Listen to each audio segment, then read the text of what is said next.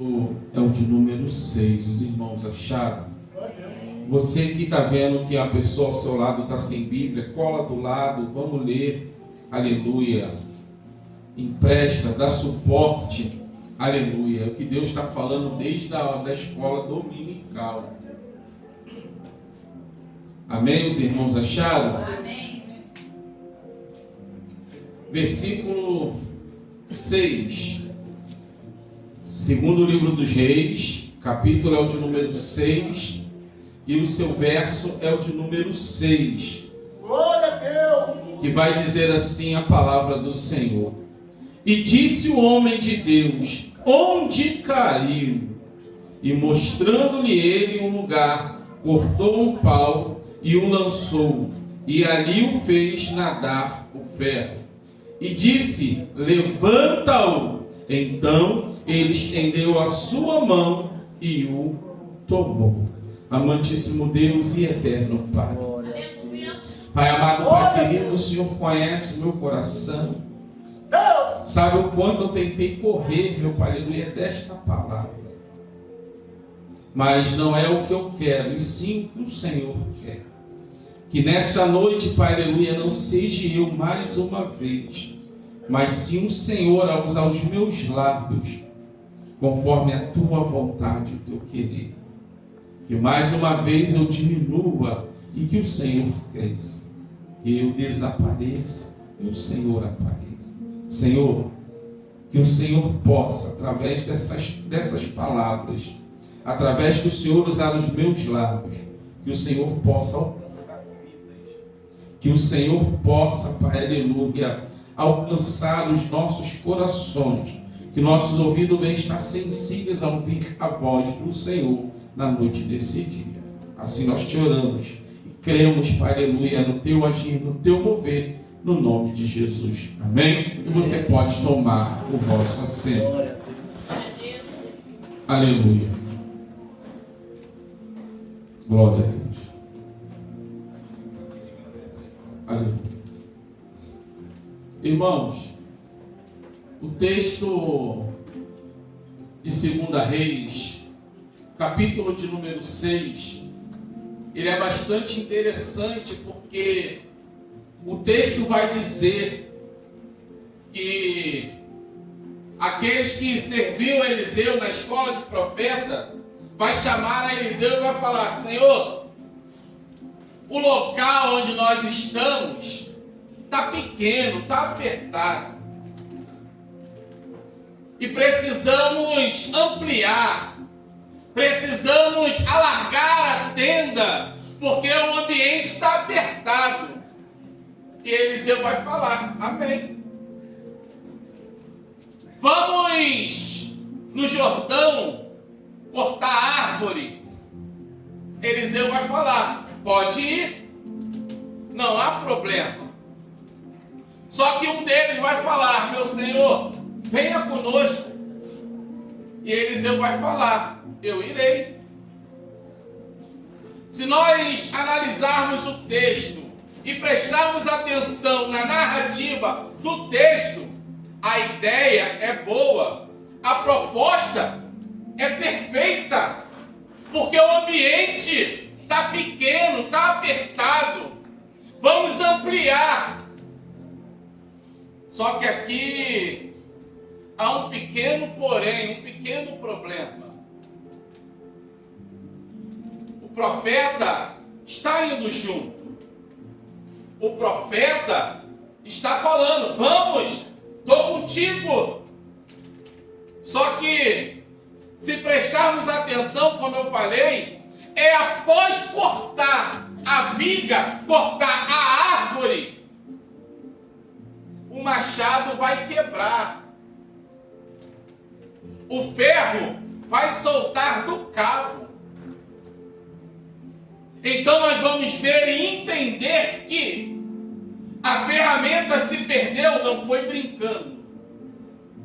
A ferramenta danificou, não foi de qualquer maneira, foi trabalhando. Só que quem estava manuseando a ferramenta não prestou atenção. Por quê? Qualquer um de nós aqui, tanto homem como mulher, se você for manusear qualquer ferramenta, pode ser uma faca na tua cozinha. Quando começa a ficar com folga, nós temos que prestar atenção que a qualquer momento ela pode quebrar. E se nós não tivermos cuidado, se nós formos fazer esforço em cima dela, ela pode quebrar e ainda nos machucar. Então esse aluno de profeta, ele não foi zeloso com aquilo a qual estava na mão dele. Porque se ele vem batendo, ele vai sentir que no início começou até a bater bem, começou a bater firme, mas daqui a pouco o machado começou a já não dar mais o mesmo corte. A ferramenta já não começou a bater mais no mesmo lugar, porque estava com folga. E ele, nas minhas palavras, preocupado em andar rápido para poder carregar a viga, ele não vai se atentar para isso. Só que ele vai cortar a viga, ele vai cortar a árvore. Só que após cortar, ele vai dar um grito. E esse grito não é de alegria, esse grito é de desespero. Por quê? Ele vai dizer: ai meu Senhor, era emprestado. Ai meu Senhor, a ferramenta não era minha, eu peguei emprestado e agora eu preciso prestar conta. E todos nós sabemos que não precisa ser um machado. Se você jogar uma pedra no rio, ela vai para o fundo e você já não consegue mais achar. Você pode jogar lá em Arraial, lá em Monte Alto, lá na Lagoa, hoje está até com as águas cristalinas, mas conforme você joga, às vezes a gente brinca, né? Volta a ser criança, brinca de tacar pedrinha para dar os 3 quiquezinhos na água, depois tu pode ir lá que tu não vai achar mais ela. Por quê? Esse dia eu estava falando, não lembro com quem foi, a respeito, a água às vezes por cima está até tranquila, mas por baixo ela é agitada, a água do mar. Você olha assim às vezes, está tudo tranquilo, mas por baixo, alguns costumam dizer que tem corrente de retorno. Eu não entendo disso, eu não sei nem nadar. É por isso que quando eu vou na praia, a água chegou na cintura, no máximo na altura do peito, eu estou satisfeito. Não passo disso. Só que esse homem, ele vai entrar em desespero. Mas olha o que me chama a atenção no texto. Eliseu não vai o criticar. Não vai chamá-lo de despreparado. Não. Eliseu só vai falar: me mostra onde caiu. Me mostra o teu erro. Revela para mim aonde você está errando, para mim poder te ajudar. É o que foi falado na aula dominical a respeito do perdão. Porque eu posso chegar e falar: eu peço perdão, mas perdão por quê? Nosso evangelista Lucas, na sua aula, ele foi muito feliz. Eu preciso falar, eu preciso confessar. Se eu não confessar, como é que eu vou ter ajuda? E desculpa falar, nas igrejas do século 21, tem muitos que já perdeu a ferramenta, mas não quer abrir a boca. Tem muitos que já perdeu, mas está de biquinho calado. Mas presta atenção, vai ter que devolver, porque vai ter que prestar conta. E na hora que o dono da ferramenta pedir o que eu e você temos para falar para ele. Qual vai ser o meu e o teu argumento? Quando o dono da ferramenta pedir: Pastor Antônio, eu estou precisando da ferramenta, traz para mim, se apresenta aí com a ferramenta. Aí o que eu direi? Ah, mas naquele dia lá, eu estava até fazendo de boa intenção, mas a ferramenta se perdeu, quebrou e caiu na água. Eu até tentei, mas não achei. O problema da igreja do século 21 acha que nós vivemos na graça. Podemos fazer o que achamos que devemos fazer, que vai passar desapercebido. Não vai. Não vai. A graça é um favor imerecido, todos nós sabemos. As misericórdias de Deus, elas se renovam a cada dia sobre a mim, sobre a tua vida. Perfeito. Mas haverá uma prestação de contas. E a Bíblia, no Novo Testamento, ela vai vir falando isso. Jesus, ele vai falar as parábolas dos talentos. Alguns vão enterrar, outros vão multiplicar os talentos. Só que o Senhor, ele voltará e nós teremos que prestar contas. Então, se esse homem ele não grita, poderia ser que só quando voltasse para o ambiente que Eliseu ou qualquer um outro poderia, da falta da ferramenta. Por que só quando chegasse? Porque na euforia de cortar as vigas, botar nos ombros e levar, eu imagino na minha mente, na minha concepção, que aquele que perdeu a ferramenta, se ele não falasse, ele ia ficar enrolando um pouquinho ali na água ainda, para ser um dos últimos aí. Ou se misturar no meio daqueles que estavam com tudo em ordem. Mas a Bíblia ela é linda e perfeita, que Deus ele vai fazer questão, irmãos, de destacar esse texto. Porque, Eliseu ele poderia chamar o servo dele de displicente, porque não tomou cuidado. Mas a pessoa, quando reconhece que errou e confessa o motivo do erro,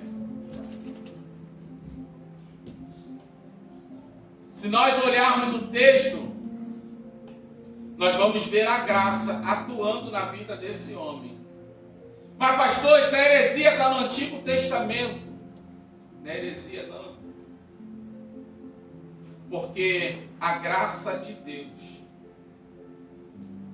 ela atua desde o Gênesis até o Apocalipse. Se fosse olhar por esse olhar de querer dizer que é heresia, o livro de Esther nem se fala no nome de Deus, mas Deus está atuando ali. Nós vamos ver no Antigo Testamento, o Espírito Santo ainda não havia descido sobre a humanidade, mas a Bíblia vai dizer que o Espírito de Deus se apossou de Davi, se apossou de Sansão. Então nós vamos ver aqui, olhar com o nosso olhar, não natural, mas sim espiritual, nós vamos ver a atuação da graça na vida desse homem. Porque olha o que Eliseu vai falar. Me mostra onde foi que caiu. Ele vai amostrar. Eliseu vai cortar uma madeira e vai tocar na água. Olha o que Eliseu vai falar. Agora estende a mão e levanta. O problema é que da igreja do século 21, se o pastor Antônio cair, vai ser poucos que vai querer estender a mão para ajudar. Muitos vai preferir criticar. Eu sabia que isso ia acontecer. Eu sabia.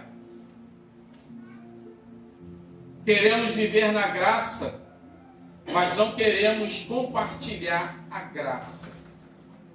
Queremos exigir, mas não queremos nos colocar no lugar do próximo. Porque, como o evangelista André falou na quarta-feira na congregação, e isso é verídico, há dois tempos que não nos pertencem: o ontem e o amanhã. O ontem porque já foi, e o amanhã nós não sabemos, nenhum de nós sabemos se vamos estar aqui amanhã. Fazemos até planos, temos até expectativas, mas nenhum de nós sabemos. Aí Eliseu vai falar para ele, ó, eu vou te ajudar nas minhas palavras, mas estende a tua mão, tu não vai ficar aí não, pô. Tu não vai ficar caído não, eu vou te ajudar. Se levanta. Põe-te de pé.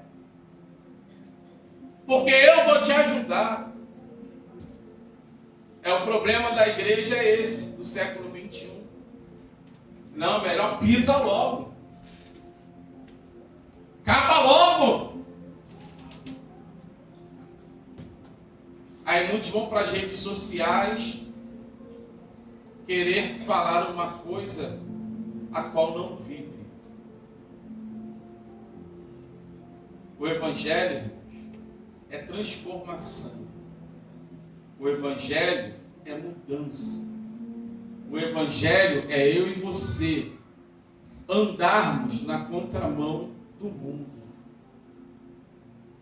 O mundo pode dizer que não presta, mas eu e você não podemos julgar e nem olhar como o mundo olha. Todos aqui sabem, nós temos o projeto de levar quentinha para a rua.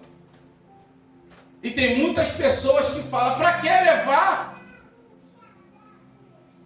Para quê? Vai pegar essa comida, você está alimentando uma pessoa que pode te assaltar amanhã. Nós fomos uma vez buscar uma doação em Caxias e um missionário lá falou, trabalha com criança. Trabalha com criança porque dá dinheiro, é rentável. Porque empresário nenhum quer investir em adulto, quer investir na criança que está ali na rua. Porque eles têm medo de levar comida, ajudar, levar comida para aqueles que estão ali, e aquele depois eles mesmos iam assaltar ele.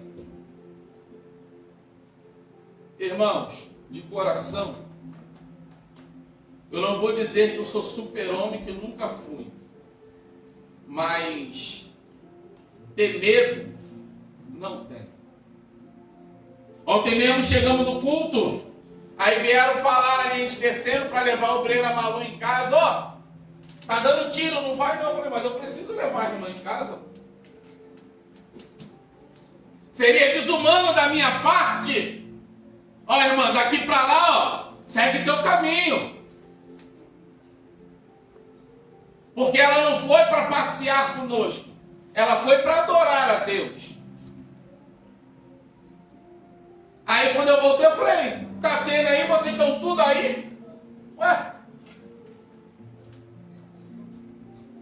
Ninguém correu, eu vou correr. Não ouvi barulho de nada, não vi movimentação estranha nenhuma. Até então, se tivesse, vamos comigo, não vai para casa agora não, espera aí. Quantos nós já abrigamos aqui dentro da igreja? É receoso? É, porque você não conhece o coração do ser humano. Mas se eu não confiar no Deus a qual eu sirvo, de que vale servir a Ele? Porque outrora no mundo não tinha medo. Não tínhamos medo. Andava por essas madrugadas aí, ó. Muitas das vezes, vinha andando lá do Redentor até aqui no Metrópolis de madrugada. 3, 4, 5 horas da manhã. Muitas das vezes, lá da Pedrinha, para casa a pé. Muitas das vezes, só eu e Deus me guardando. E por que hoje eu vou temer? E por que hoje eu vou olhar para aquele que está lá fora e vou dizer, não tem mais jeito? A sentença desse aí é a morte. Irmãos, que eu vou falar aqui, eu falo todo dia com Deus. Senhor, visita aqueles meus irmãos que estão lá. Porque eu não sei o dia de amanhã. Se você for lá fora, irmãos, vai ali no Preso Nick, na Praça do Pacificador. Você vai ver que tem lá muitos evangelistas, presbíteros, pastores, missionários. Pessoas que conhecem também a palavra, mas não foram vigilantes, irmãos. E deram um descuido. E o inimigo entrou e fez arruaça. Na quinta-feira, eu fui no hospital marcar exame para minha sogra. E o rapaz muito atencioso veio desabafar. Que hoje em dia ele trocou de religião por causa de A, de B. Aí eu falei, meu querido, não é Jesus o culpado, não, é o ser humano. Não, porque muitos têm avião, tem isso, tem aquilo. Eu falei, meu querido, isso é o caráter da pessoa. E pessoas sem caráter tem em todas as religiões e lugares. Não, hoje eu fui nascido e criado no Evangelho, na Assembleia, mas vi tanta coisa. Irmãos, eu não queria entrar em debate, porque se eu quisesse entrar em debate, eu ia falar para ele, você foi nascido e criado, mas nunca olhou para Jesus. Porque se eu e você entrar por essas portas e não olhar para Jesus, nós vamos ver o defeito um dos outros. E a Bíblia me fala que aqui nessa terra não tem igreja perfeita.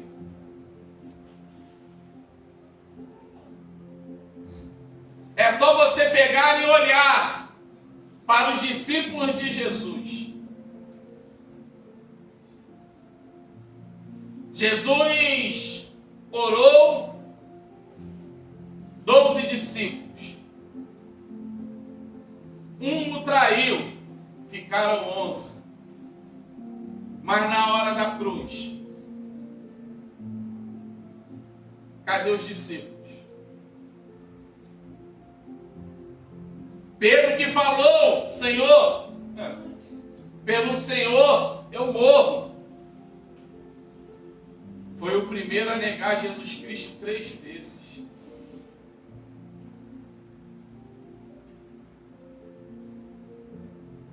Então, irmãos, não estou aqui para querer apontar ninguém Porque primeiro eu tenho que me olhar no espelho, como Paulo vai dizer. Examine-se, pois, o homem é a si mesmo. Perfeito aqui dentro, só Jesus. Mas a palavra que eu quero deixar para mim e para a tua vida: se conserte enquanto há tempo. Se conserte enquanto há tempo. Porque eu e você prestaremos conta. E quando chegarmos diante do Senhor, não vai ter como eu e você darmos desculpa. Ah, eu perdi a ferramenta, a minha ferramenta estragou por causa de fulano, de Beltrano. Não tem desculpa. Porque Ele me conhece e te conhece nas minhas e nas tuas imperfeições. Mas mesmo assim, por causa da graça, Ele me escolheu e te escolheu. Se eu não reconhecer a graça, eu estou invalidando o ministério terreno de Jesus. Então é momento, irmão, de nós nos analisarmos ainda mais. É colocar aquele espelho bem grandão, as mulheres que gostam, né? Aquele espelho imenso, e parar de frente dele e perguntar ao Espírito Santo: aonde eu preciso melhorar, aonde eu preciso me consertar. Porque, como foi falado aqui pelo diácono Alexander, foi pode-se dizer assim, se usa assim, não é ilusão não, é um despertamento, não é essa palavra que eu queria usar. Uma animação a respeito de Tom e Jerry, mas assim também será comigo e contigo. É por isso que a palavra vai dizer que no céu não entra bagagem. O caminho, ele é estreito, e a porta também. Não tem como eu e você levarmos bagagem. Porque nem essa roupa que nós vestimos aqui, nem isso entra no céu. Tu pode comprar roupa novinha, que ela não entra. Porque são coisas corruptíveis.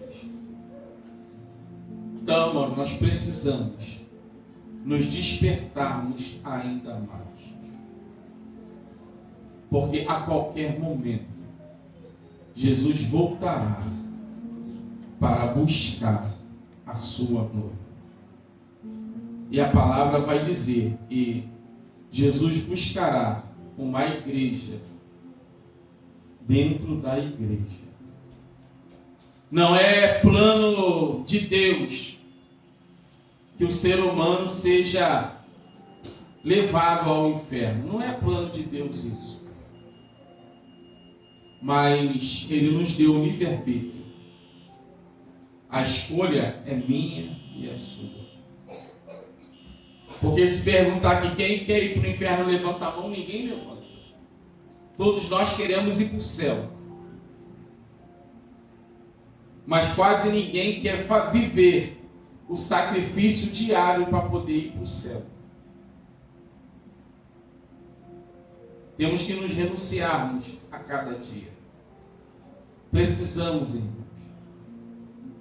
renunciarmos a nós mesmos a cada dia. Se não for assim, nem eu nem você entraremos pelos portões celestiais. E assim eu agradeço a minha oportunidade.